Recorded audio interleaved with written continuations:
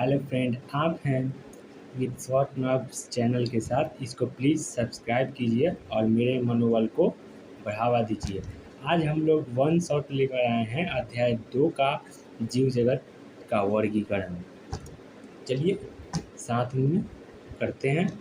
सिर्फ हमने importance point ही सिर्फ हमने हाईलाइट किया है जो नीट और अन्य एग्ज़ाम में पूछे जाते हैं।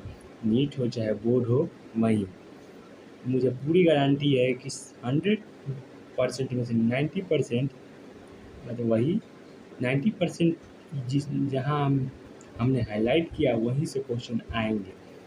चलिए पढ़ते हैं। अध्याय 2 जीव जगत का वर्गीकरण। इन प्रयासों में जीव के वर्गीकरण के वैज्ञानिक मानदंडों का उपयोग सर्वप्रथम अरस्तु ने किया था। उन्होंने पादप को सरल आकार की लक्षणों के आधार पर वृक्ष, झाड़ी एवं शाक में वर्गीकृत किया था, जबकि उन्होंने प्राणी का वर्गीकरण लाल रक्त की उपस्थिति अथवा अनुपस्थिति के आधार पर किया था। लिनियस के काल में सभी पादपों और प्राणियों के वर्गीकरण के लिए एक द्विजगत पद्धति विकसित की गई थी, जिसमें उन्हें क्रमशः प्लांटी और मतलब वही पादप उसे कहते हैं एवं एनिमिलिया वही प्राणी जगत में वर्गीकृत किया गया था। अब हो गया इतना ही। इम्पोर्टेंट पॉइंट्स हम लोग को ये दोनों याद करने हैं। अब है 5 जीव जगत के लक्षण। चलिए लक्षण देखते हैं। लक्षण मोनेरा का कोशिका का प्रकार प्रोकैरियोटिक है। कोशिका भित्ति सेलुलोज रहित बहुसैकराइड प्लस एमिनो अम्ल है। केंद्रक झिल्ली अनुपस्थित है और काय संरचना कोशिकीय है। पोषण की विधि स्वपोषी ब्रैकेट रसायन संश्लेषी एवं प्रकाश संश्लेषी तथा परपोषी ब्रैकेट मृतपोषी एवं परजीवी। प्रजनन की विधि संयुग्मन। अब चलिए अब है प्रोटिस्टा। कोशिका के प्रकार यूकैरियोटिक, कोशिका भित्ति कुछ में उपस्थित, केंद्रक झिल्ली उपस्थित, काय संरचना कोशिकीय, पोषण की विधि स्वपोषी ब्रैकेट प्रकाश संश्लेषी तथा परपोषी। प्रजनन की विधि युग्मक संलयन। कोशिका का प्रकार फंजाई यूकैरियोटिक। कोशिका के प्रकार वही है, कोशिका का प्रकार फंजाई नहीं, कोशिका का प्रकार है फंजाई में यूकैरियोटिक। कोशिका भित्ति है से उपस्थित है इसमें और सेलुलोज रहित है, काइटिन युक्त है। और उसके बाद केंद्रक झिल्ली उपस्थित है इसमें। काय संरचना बहुकोशिकीय या दृढ़ तक है। पोषण की विधि है परपोषी ब्रैकेट मृतपोषी एवं परजीवी। प्रजनन की विधि निषेचन। प्लांटी में कोशिका का प्रकार यूकैरियोटिक, कोशिका भित्ति उपस्थित, सेलुलोज सहित, केंद्रक झिल्ली उपस्थित, काय संरचना उत्तक या अंग या उत्तक तंत्र। पोषण की विधि स्वपोषी प्रकाश संश्लेषी ब्रैकेट और प्रजनन की विधि निषेचन। कोशिका का प्रकार एनिमिलिया में यूकैरियोटिक, कोशिका भित्ति उपस्थित, केंद्रक झिल्ली उपस्थित, कोशिका भित्ति अनुपस्थित है याद रखना। और काय की संरचना उत्तक या अंग तंत्र। पोषण की विधि परपोषी या प्राणी वही उसी को प्राणी संभोजी या मृतपोषी इत्यादि। प्रजनन की विधि निषेचन। चलिए आगे बढ़ते हैं जल्दी। अब अगला पॉइंट है सन 1969 में आर एच विटेकर द्वारा एक 5 जगत वर्गीकरण की पद्धति प्रस्तावित की गई थी। इस पद्धति के अंतर्गत सम्मिलित किए जाने वाले जगतों के नाम मोनेरा, प्रोटिस्टा, फंजाई, प्लांटी एवं एनिमिलिया है। कोशिका संरचना, शारीरिक संरचना, पोषण की प्रक्रिया, प्रजनन एवं जाति वृत्तीय संबंध उनके वर्गीकरण की पद्धति के प्रमुख मानदंड थे। चलिए आगे बढ़ते हैं। अगला पॉइंट क्या है, महत्वपूर्ण पॉइंट। समय के साथ साथ वर्गीकरण की एक ऐसी पद्धति विकसित करने का प्रयास किया गया है जो न सिर्फ आकार की कायिक एवं प्रजनन संबंधी समानताओं पर आधारित हो, बल्कि जाति वृत्तीय हो और विकासीय संबंधों पर भी आधारित हो। अब चलिए आगे बढ़ते हैं। मोनेरा जगत आ गया। मोनेरा जगत में सभी बैक्टीरिया मोनेरा जगत के अंतर्गत आते हैं। ये सूक्ष्म जीवों में सर्वाधिक संख्या में होते हैं और लगभग सभी स्थानों पर पाए जाते हैं।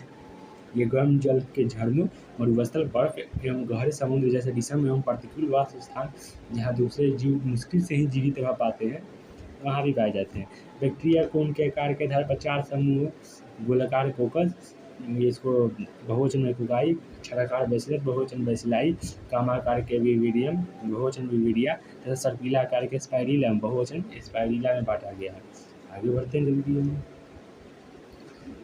अगला महत्वपूर्ण पॉइंट हो गया अपना भोजन अकार्बनिक पदार्थों से संश्लेषित कर सकते हैं। ये प्रकाश संश्लेषी स्वकोषी अथवा रसायन संश्लेषी स्वकोषी है होते हैं। अब है उसी में आध बैक्टीरिया है। अत्यंत लवणीय क्षेत्र आध बैक्टीरिया अत्यंत लवणीय क्षेत्र गर्म झरने एवं कच्छ क्षेत्र में या कच्छ क्षेत्र को ही मैथोनोजन में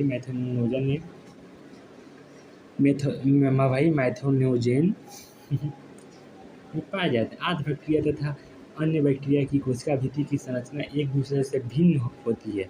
यही लक्षण उन्हें प्रतिकूल अवस्थाओं में जीवित रखने के लिए उत्तरदायी है। सही बात है। मैथोनोजन अनेक रुमिनेंट पशुओं जैसे गाय भैंस के आंत्र में पाए जाते हैं। इन्हें गोबर से मीथेन का उत्पादन करते हैं। चलिए अब यू बैक्टीरिया है। हजारों यू बैक्टीरिया अथवा वास्तविक बैक्टीरिया की पहचान एक कठोर कोशिका भित्ति एवं कसाब द्वारा की जाती है। याद रखना है, कसाब मतलब चल बैक्टीरिया उसी कहते हैं। साइनोबैक्टीरिया जिन्हें नील हरित शैवाल भी कहते हैं में हरित पादपों की तरह क्लोरोफिल ए पाए जाते हैं तथा ये प्रकाश संश्लेषी स्वकोषी होते हैं। साइनोबैक्टीरिया एक कोशिकीय कॉलोनी अथवा तंतुमय और लवण जलीय समुद्री अथवा स्थलीय शैवाल है। इनकी कॉलोनी प्रायः जेली नुमा आवरण से ढकी रहती है जो प्रदूषित जल में बहुत फलते फूलते हैं। बैक्टीरिया जैसे नॉस्टक एवं एना बिना पर्यावरण के नाइट्रोजन को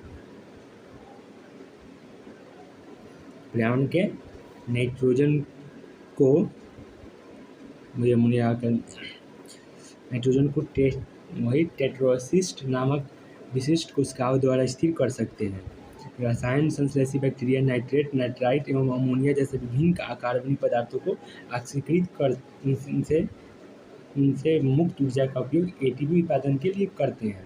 ये नाइट्रोजन, फास्फोरस, आयरन एवं सल्फर जैसे पोषक के पुनर्चक्रण में महत्वपूर्ण भूमिका निभाते हैं। परपोषी बैक्टीरिया प्रकृति में बहुलता से पाए जाते हैं और इनमें अधिकतर महत्वपूर्ण अपघटक होते हैं। इन परपोषी बैक्टीरिया में से अनेक का मनुष्य के जीवन संबंधी गतिविधियों में महत्वपूर्ण प्रभाव पड़ता है। ये दूध से दही बनाने में, प्रतिजैविकों के उत्पादन में, लेग्यूम पादप की जड़ों में नाइट्रोजन स्थिरीकरण में सहायता करते हैं। कुछ बैक्टीरिया रोगजनक होते हैं जो मनुष्य, फसलों, फॉर्म एवं पालतू पशुओं को हानि पहुंचाते हैं। विभिन्न बैक्टीरिया के कारण हैजा, टाइफाइड, टिटनेस, साइट्रस कैंकर जैसी बीमारियां होती है। बैक्टीरिया प्रमुख रूप से कोशिका विभाजन द्वारा प्रजनन करते हैं। कभी ये लैंगिक प्रजनन भी करते हैं जिनमें एक बैक्टीरिया से दूसरे बैक्टीरिया में डीएनए का पुरातन स्थानांतरण होता है। माइकोप्लाज्मा ऐसे जीवधारी है जिनमें कोशिका भित्ति बिल्कुल नहीं पाई जाती है। ये सबसे छोटी जीवित कोशिकाएं हैं जो ऑक्सीजन के बिना भी जीवित रह सकती है। अनेक माइकोप्लाज्मा प्राणियों और पादपों के लिए रोगजनक होती है। अगला है प्रोटिस्टा जगत में सभी कोशिकी इक्वेरेटिव को प्रोटिस्टा के अंतर्गत रखा गया है। अब है क्राइसोफाइट, डायनोफ्लैजेलेट, यूग्लोनोइड, अवंपक, कवक एवं प्रोटोजोआ सभी को इस पुस्तक में प्रोटिस्टा के अंतर्गत रखा गया है। यूकैरियोटिक होने के कारण इनकी कोशिका में एक सुसंगठित केंद्र एवं अन्य झिल्लीबंद कोशिकांग पाए जाते हैं। कुछ प्रोटिस्टा में कसाब एवं पश्माप भी पाए जाते हैं। ये अलैंगिक तथा कोशिका संलयन एवं इम्यूनज बनाने की विधि द्वारा लैंगिक प्रजनन करते हैं। अब क्राइसोफाइट इसी का है एक।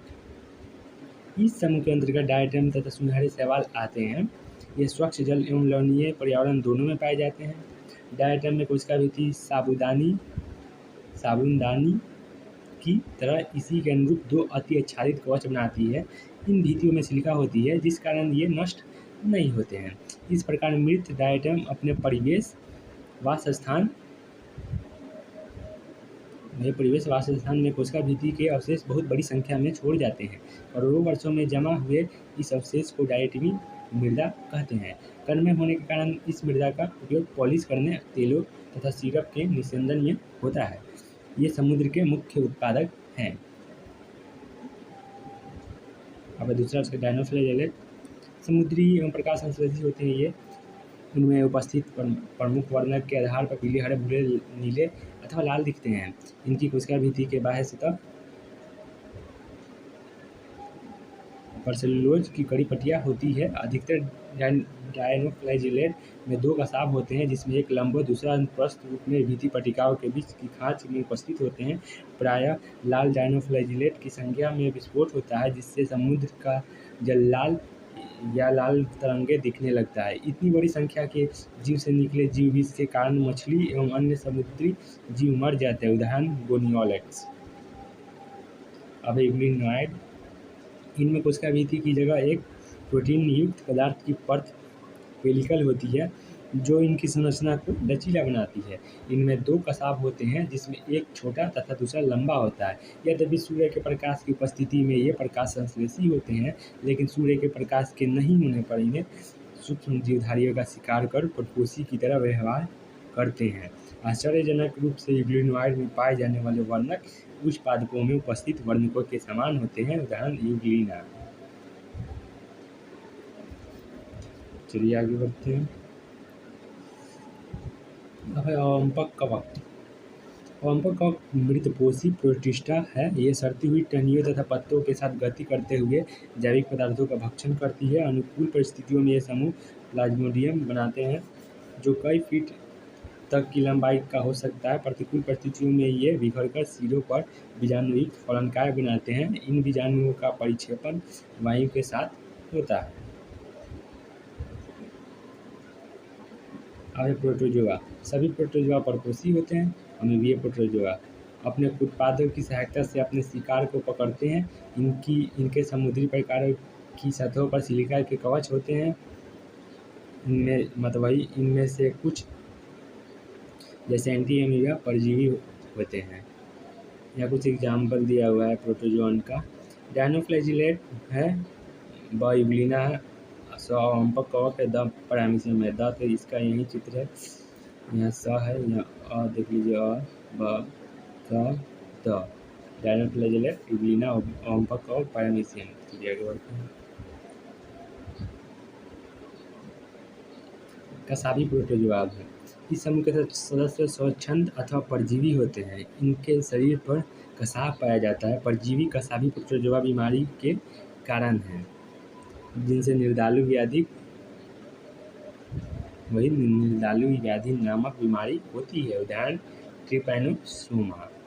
पश्मावी प्रोटोजोआ है। ये जलीय तथा अत्यंत सक्रिय गति करने वाले जीवधारी है, क्योंकि इनके शरीर पर हजारों की संख्या में पश्माव पाए जाते हैं। इनमें एक गुहा होती है, जो कोशिका की सतह के बाहर की तरफ खुलती है। पश्मावों की लयबद्ध गति के कारण जल से पूरित भोजन गलेट की तरफ भेज दिए जाते हैं। उदाहरण पैरामीशियम। स्पोरोजोआ। इस समूह में वे विविध जीवधारी आते हैं, जिनके जीवन चक्र में संक्रमण करने योग्य बीजाणु जैसी अवस्था पाई जाती है। इसमें सबसे कुख्यात प्लाज्मोडियम मलेरिया परजीवी प्रजाति है, जिसके कारण मानव की जनसंख्या पर आघात पहुंचने वाला प्रभाव पड़ा है। अब है कवक या फंजाई या जगत। ये कवक फंजाई जगत।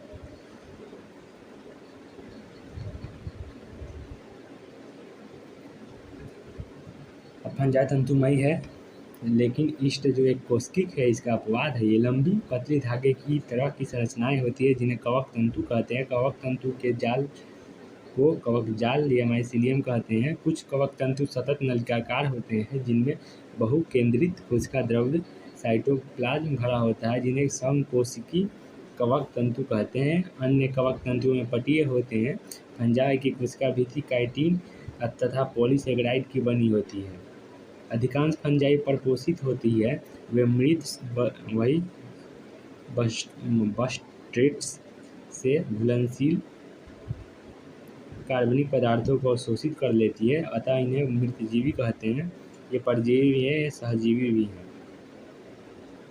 फंजाई में जनन कायिक खंडन, विखंडन तथा अंकुरण विधि द्वारा होता है। अलैंगिक जनन बीजाणु, जिसे कोनिडिया कहते हैं, अथवा धानी बीजाणु अथवा चल बीजाणु द्वारा होता है।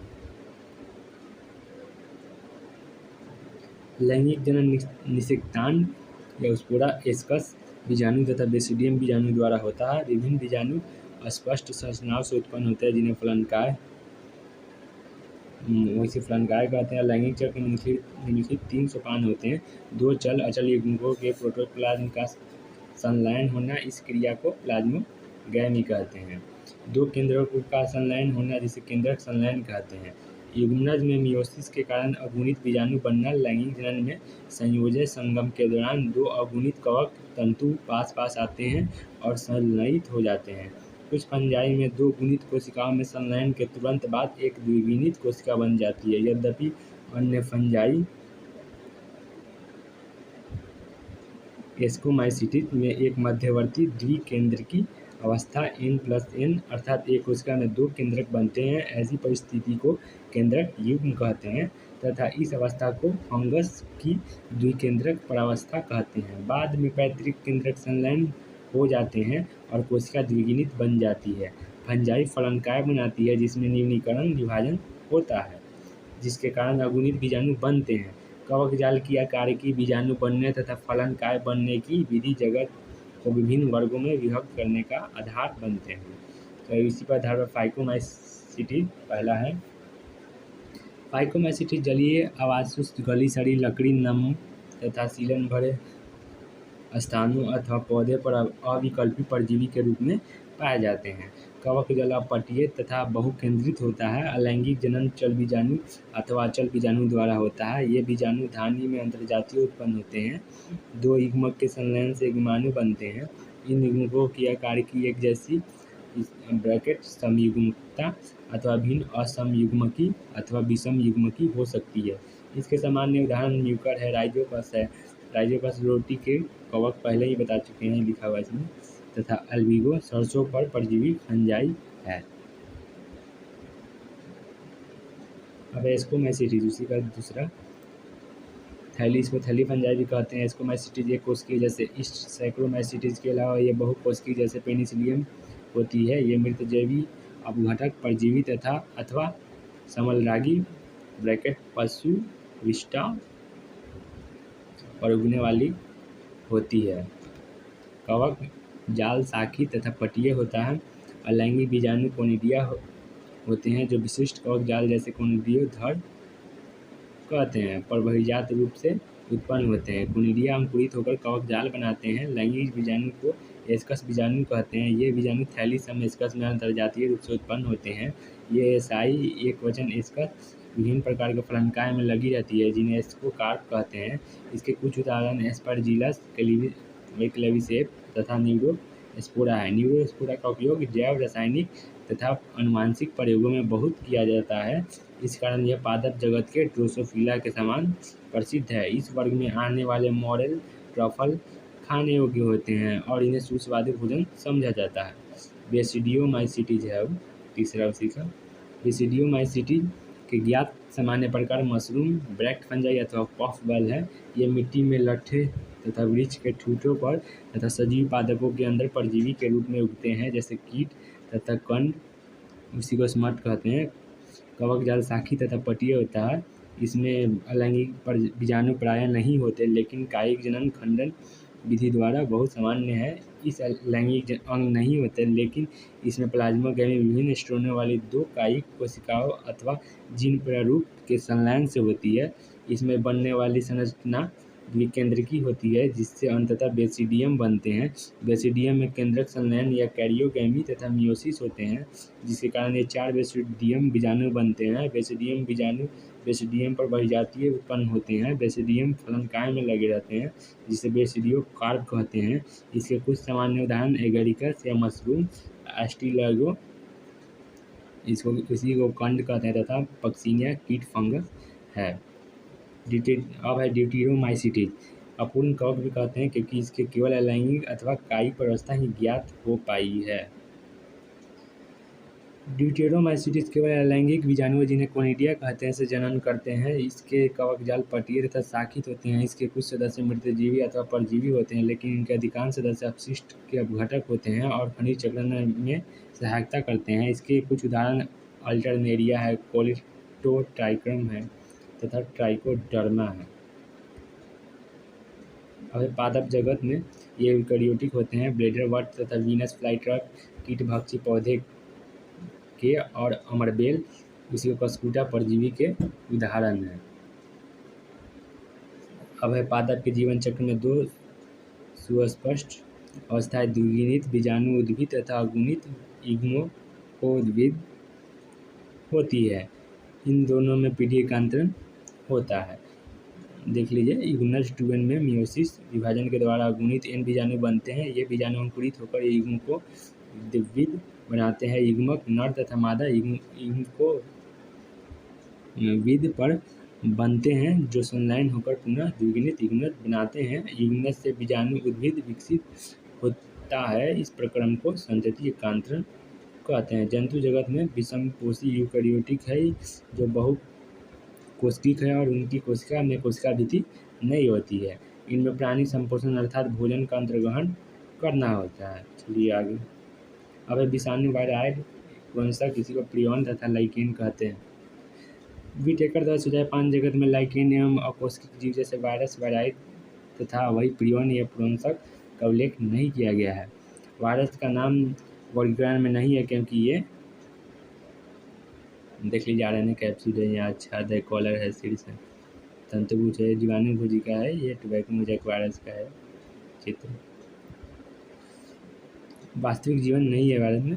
यदि हम यह मानते हैं कि सजीवों की कोशिका संरचना होती है, वायरस अकोशिकीय जीव है जिनकी संरचना सजीव कोशिका के बाहर रवेदार होती है। एक बार जब ये कोशिका को संक्रमित कर देते हैं तब ये मेजबान कोशिका की मशीनरी का उपयोग अपनी प्रतिकृति बनाने में करते हैं और मेजबान को मार देते हैं। वायरस का अर्थ है विष अथवा विषैला तरल। डेमित्री इवानोस्की ने तंबाकू के मोज़ेक रोग के रोगाणुओं को पहचाना था जिन्हें वायरस नाम दिया गया। इनका माप बैक्टीरिया से भी छोटा था क्योंकि ये बैक्टीरिया प्रूफ फिल्टर से भी निकल गए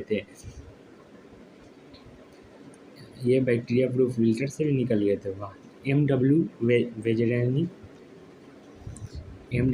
वेजेरिनेक ने 1898 में ने पाया कि संक्रमित तंबाकू के पौधे का रस स्वस्थ तंबाकू के पौधे को भी संक्रमित करने में सक्षम है। उन्होंने इस रस को कैंटेजियम वाइनम फ्लूइडियम संक्रामक जीवित तरल कहा। W.M. स्टानले 1935 में ने बताया कि वायरस को रवेदार बनाया जा सकता है और इसे रवे में मुख्यतः प्रोटीन होता है। वे अपनी विशिष्ट मेजबान कोशिका के बाहर निष्क्रिय होते हैं। वायरस अविकल्पी परजीवी है। वायरस में प्रोटीन के अतिरिक्त आनुवंशिक पदार्थ भी होता है जो RNA अथवा DNA हो सकता है। किसी भी वायरस में RNA तथा DNA दोनों नहीं होते। वायरस केंद्रक प्रोटीन या न्यूक्लियो प्रोटीन और इसका आनुवंशिक पदार्थ संक्रामक होता है। प्रायः सभी पादप वायरस में एक लड़ी वाला RNA होता है और सभी जंतु वायरस में एक अथवा दोहरी लड़ी वाला RNA अथवा DNA होता है। बैक्टीरियल वायरस अथवा जीवाणु भोजी इसी को बैक्टीरियोफॉज आवरण वायरस जो बैक्टीरिया पर संक्रमण करते हैं प्रायः दोहरी लड़ी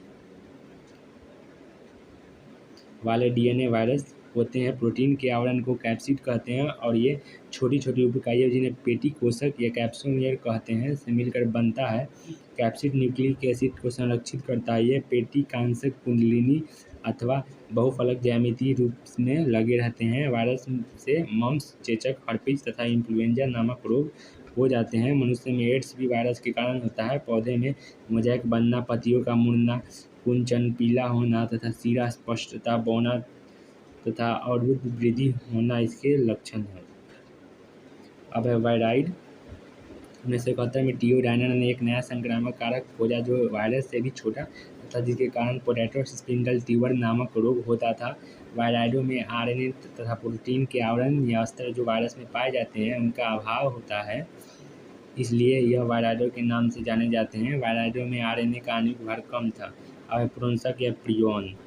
आधुनिक चिकित्सा में कुछ संक्रामक न्यूरोलॉजिकल बीमारी असामान्य रूप से फोल्ड प्रोटीन वाले कारकों द्वारा प्रेषित पाई गई।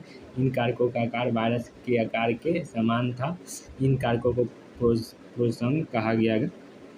प्रोसंग द्वारा प्राणियों में होने वाली सबसे उल्लेखनीय बीमारी बोवाइन स्पॉन्जिफॉर्म एन्सेफेलोपैथी है, जिन्हें आमतौर पर मवेशियों में मेड काउ रोग कहा जाता है और मनुष्य में इसका समान प्रकार CR जैकब लोग